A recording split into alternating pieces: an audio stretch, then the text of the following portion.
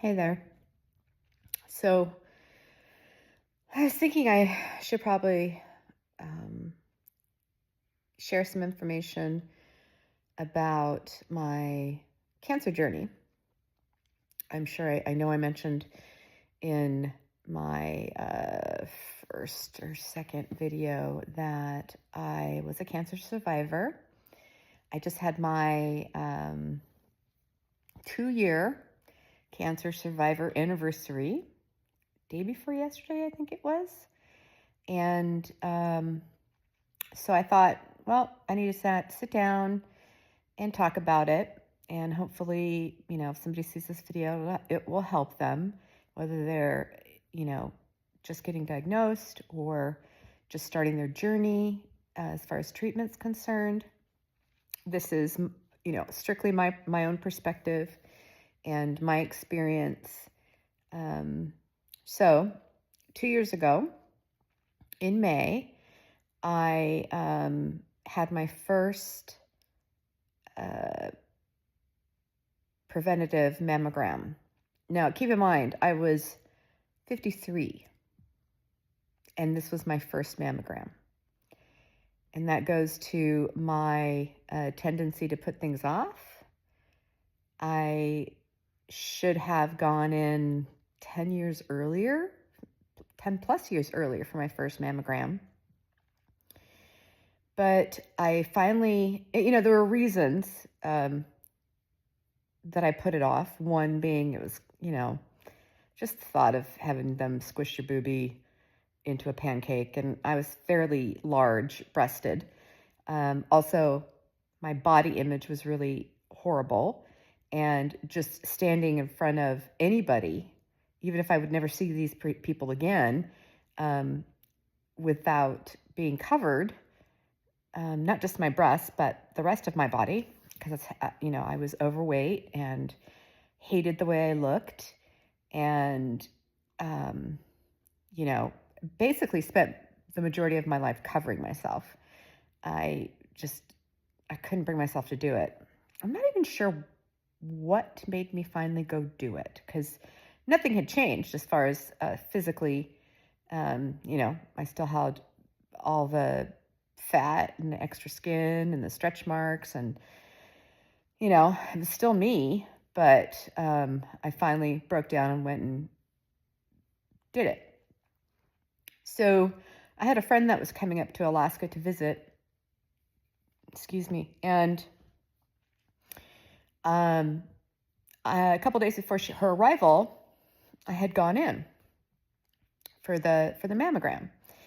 And so I'm sitting at the airport, and I'm in my car, waiting for her plane to arrive. And I decided, let me check and see if I have any results from my mammogram. So I get online, sign into the portal, and there's a report. So I open it up, and it says that it was carcinoma, estrogen positive, HER2 negative. No, let me take that back. Estrogen positive, HER2 positive, stage 2, I think it said. And I was like shocked, obviously, and then was like, okay. And then my friend arrived, and I literally get out of the car and hug her, hello. And the first thing out of my mouth is, I have breast cancer. She was like, what? And I'm like, yeah, I just read the results, and I don't know how I'm going to tell my husband. And I wasn't scared for myself. I was more concerned about how he was going to take it. So over the next couple of hours, we talked about it, and sorry, I roll my eyes a lot, and it drives me nuts when I see it on video. So I'm trying to not do that. We talk about it, and I'm like, should I wait till I'm in person with him to tell him? Should I tell him when he calls, should I tell him immediately? He had just left for Denali National Park for the summer. And I decided, okay, I'm not going to keep it from him because I'm not going to be there for another couple of weeks. And, he deserves to know what's going on. So I waited until he called and, had my best friend, Gail, there. And I said, well, I have some news, honey. And he was like, what's that? And I said, well, I got the results from my mammogram today, and I have breast cancer. And there was silence. And I said, well, I don't really know. I don't know what this means. I don't know if this means, I have no idea if this is spread to other parts of my body. I have no idea what treatment, I just have to wait and see the doctors to get more information because I don't know what's coming. So he took it really well, better than I thought he would. And, he was like, well, do you want me to come back? And I'm like, no. You just left. You're fine. Gail's here. Anything, that comes up here in the next 2 weeks, Gail's here. She has me. She's got my back. She can go with me. I would imagine biopsies are next. So, I take that back. This was the result of the biopsy. So, left it at that. And about 2 days later, I got a phone call from my doctor to give me the results. And I said, yeah, I know. I read the report. And he was like, okay, well, I've referred you to a breast care specialist who will, take some more, do some more tests, ultrasounding, and a surgery, because you're going to have surgery. And I'm like, okay. So went for the appointment where she did additional ultrasounds. It was in the left breast. My right breast had biopsies as well. However, those were negative. The left side was the cancerous side. And this woman, she's a good surgeon. Her bedside manner is horrible. And I didn't like her at all. But I went ahead with the surgery, which was scheduled, I think it was probably within 2 weeks of the diagnosis. And my husband came back to Anchorage and took me in for the surgery. Surgery went fine. They did take lymph nodes on the left to see if the cancer had metastasized. She had basically, after the surgery, popped in really quick and just said, surgery went fine. I did take about 9 lymph nodes. We'll get you those results as soon as we can. And pretty much that was that. She gave me 9 pain pills and or prescription for 9 pain pills, and my husband took me home. I didn't go back for another, I think it was about a week. I had a drain, which I don't know if you've ever had a drain after surgery. They're horrible. I was so ready to get the damn drain out. I'm like, either you're going to take it out or I'm going to take it out, because this thing is driving me nuts. It hurts all the time. And then, I had to beg them for 9 more pain pills because I couldn't sleep because of the pain. They took the drains out, did some, looking at the incisions, everything looked fine. And then I was scheduled to see an oncologist who I loved. He was amazing. This guy was great. Their office was very professional. Everybody there was super nice, really, really know how to deal with people who were going through what I was going through.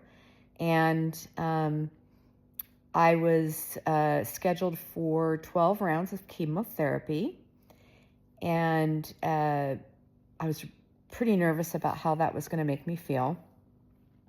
So, of course, I got on YouTube and did a bunch of research, and I came across a YouTuber by the name of Marina Blackwell. She's awesome. She has had breast cancer twice and went through chemo, radiation, surgeries, infections, all kinds of things. She had tons of tips on what to expect, how to prepare, how you're able to minimize some of the effects. Yeah, a wealth of information. And if you have been diagnosed and you're going through that treatment, or you haven't started the treatment yet, I highly recommend you watch her videos. Tons of tips, and it really helped me. So I was prepared to do this. I went and, went in for my first chemo, and, basically chemotherapy is a poison. It's designed to kill fast cells that are dividing quickly. So hair, excuse me, skin, hair, and cancer, I'm sure many others types of cells, that's what it attacks, but it can't tell what's cancer and what's not cancer. So it basically kills everything. And one of the things that they did, which was kind of surprising, is they were like, okay, we're going to give you the steroids, and we're going to give you Benadryl to keep you from having a severe reaction. And once we give you the chemo, or start the chemo, we have to monitor you very closely on your first treatment, because some people go into cardiac arrest. And I'm like, oh God. So I was given, all the pre-chemo drugs, and then they give me the chemo. They come and they've got, obviously gloves on, and, there's this big symbol on the bag about how it's radioactive and keep it away from children and pets and everybody, pregnant women. And they shove it into your freaking veins, and they watch you to see if you have any reaction. I was so lucky and so grateful that I was one of the few people, well, I shouldn't say few, I was lucky enough to be one of the people that didn't have a bad adverse reaction. So your first appointment for chemotherapy is about 5 to 6 hours long. At least mine was. And I did fine. I didn't get sick. I really had no adverse effects. Some people, the first few chemotherapy sessions are horrible, and then it gets better over time. Some people, it's a gradual buildup until it gets horrible at the very end. I, again, was extremely grateful that I never really had a reaction, other than I had very slight fatigue. Well, I had fatigue, and that's about it. So I guess my point of this video is to say, you just never know what's going to happen. Every body is different, and you may be dreading what's coming. You may think it's going to be horrible, and you may be completely wrong.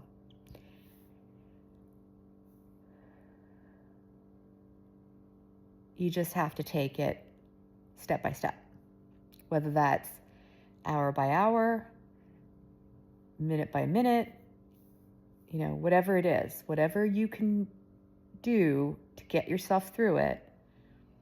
Don't feel self-conscious about it. Don't second guess yourself.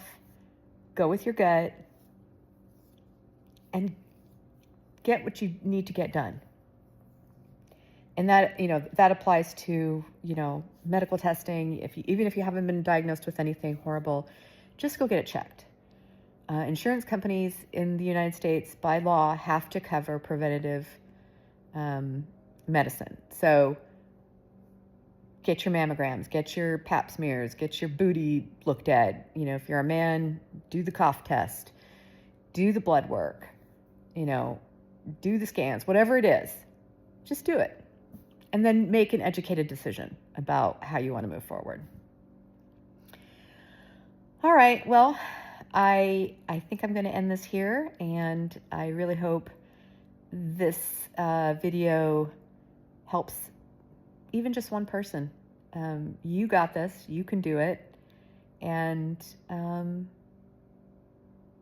yeah, best of luck to you. And I'll talk to you soon.